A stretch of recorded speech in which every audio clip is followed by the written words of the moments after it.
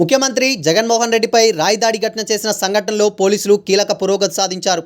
ఈ కేసులో నిందితుడిగా ఉన్న సతీష్ అనే వ్యక్తిని అరెస్ట్ చేశారు. ఇప్పటికే A1గా సతీష్, A2గా దుర్గారావులపై కేసు నమోదు కాగా తాజాగా A1గా ఉన్న సతీష్ను పోలీసులు అరెస్ట్ చేశారు. అనంతరం వైద్య పరీక్షలు నిర్వహించి కోర్టులో హాజరుపరిచారు. ఇప్పటికే ఈ కేసులో కొందరు స్టేట్మెంట్లు రికార్డు చేశారు. ఆంధ్రప్రదేశ్ ఎన్నికల ముందు ముఖ్యమంత్రి వైఎస్ జగన్మోహన్ రెడ్డిపై జరిగిన రాయి దాడి రాజకీయాల్లో తీవ్ర దుమారం రేపింది. ఒకవైపు ఈ ఘటనపై అధికార ప్రతిపక్షాలు తీవ్ర విమర్శలు గుప్పించుకుంటున్నాయి. ఇక ఈ రాయిదాడి ఘటన ఏపీ రాజకీయాల్లో కేంద్ర బిందువుగా మారింది. మరోవైపు సీఎంపై దాడి ఘటనను చాలా సీరియస్గా తీసుకున్న పోలీసులు ఈ కేసులో ముమ్మర దర్యాప్తు సాగిస్తున్నారు. ఈ క్రమంలోనే నిందితులను గుర్తించిన పోలీసులు వారిపై ఇప్పటికే కేసులు నమోదు చేయగా తాజాగా ఓ వ్యక్తిని అరెస్ట్ చేశారు. ముఖ్యమంత్రిపై దాడి చేసిన ఘటనలో ప్రధాన నిందితుడిగా ఉన్న సతీష్ను తాజాగా పోలీసులు అరెస్ట్ చేశారు.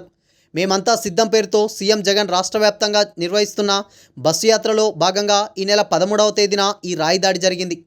విజయవాడలో బస్సు యాత్ర కొనసాగుతున్న సమయంలో సింగ్ నగర్లోని వివేకానంద స్కూల్ వద్ద జగన్ ప్రజలకు అభివాదం చేస్తున్న సమయంలో ఈ రాయి దాడి చోటు చేసుకుంది. ఇక రాయితో కొట్టింది సతీష్ అనే వ్యక్తి అని పేర్కొన్న పోలీసులు అతడికి సహాయం చేసిన దుర్గారావుపై కూడా కేసు నమోదు చేశారు. A1గా సతీష్, A2గా దుర్గారావును చేర్చారు. విజయవాడ సెంట్రల్ నియోజకవర్గ టీడీపీలో దుర్గారావు యాక్టివ్గా ఉన్నట్లు పోలీసులు గుర్తించారు. దుర్గారావు చెబితేనే సతీష్ సీఎంపై దాడి చేసినట్టు విచారణలో పోలీసులు తేల్చారు.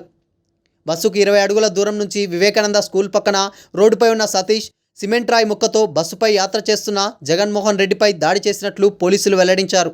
రాయితో దాడి చేసిన తర్వాత సతీష్, దుర్గారావులు తమకు ఇళ్లకు వెళ్లిపోయినట్లు విచారణలో వెల్లడైంది. ఇక సతీష్తో పాటు మరో 4 వ్యక్తులను ఇప్పటికే అదుపులోకి తీసుకుని పోలీసులు విచారణ జరిపి స్టేట్మెంట్లు రికార్డు చేశారు. అనంతరం సతీష్ను అరెస్ట్ చేసి మెడికల్ టెస్టులు నిర్వహించారు. ఆ తర్వాత కోర్టులో హాజరుపరిచారు. ఈ నెల 13వ తేదీన మేమంతా సిద్ధం బస్సు యాత్రలో భాగంగా సీఎం జగన్పై రాయి దాడి జరిగింది. ఈ ఘటనలో జగన్ ఎడమ కంటి కనుబొమ్మపై భాగంలో గాయమైంది. ఈ సమయంలో సీఎం జగన్ పక్కనే ఉన్న ఎమ్మెల్యే వెల్లంపల్లి కంటికి కూడా గాయమైంది. వెంటనే అలర్ట్ అయిన సీఎం సెక్యూరిటీ సిబ్బంది ఆయనను ఆ బస్సులోకి తీసుకెళ్లి ప్రథమ చికిత్స చేశారు. ప్రథమ చికిత్స తర్వాత సీఎం జగన్ బస్సు యాత్రను కొనసాగించారు.